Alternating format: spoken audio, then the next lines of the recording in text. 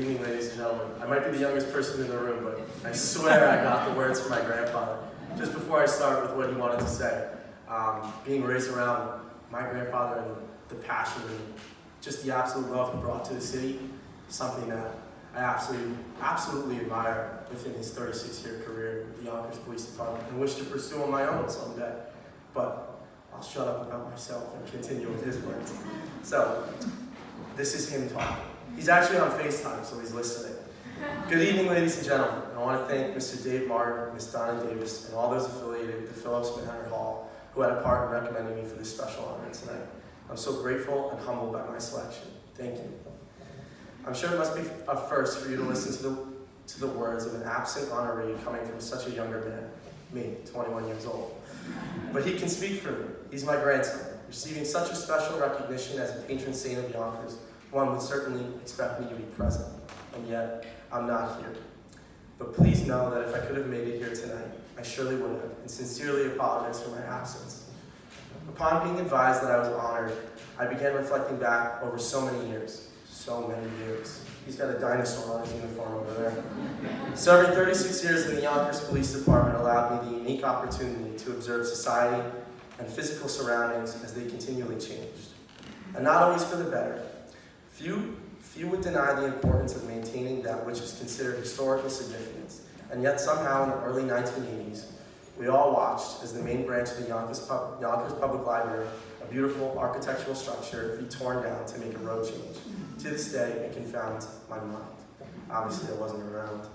My personal journey into maintaining the Yonkers Police Department history began with the surprising revelation that when a police officer retires, for all intended purposes, theoretically, he was never even there. A sort of out with the old, in with the new. The king is dead, long live the king.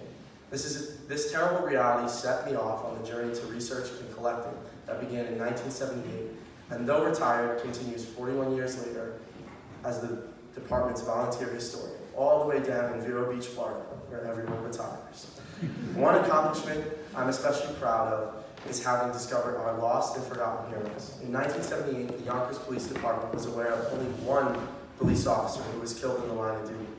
If there were others, there was no reference of the sacrifice that they made for the department. Following my research, I have since identified 18 police officers who have made the ultimate sacrifice, losing their lives in the performance of their duty dating back to 1904, and yet they were simply forgotten. They deserve better, and now they received it.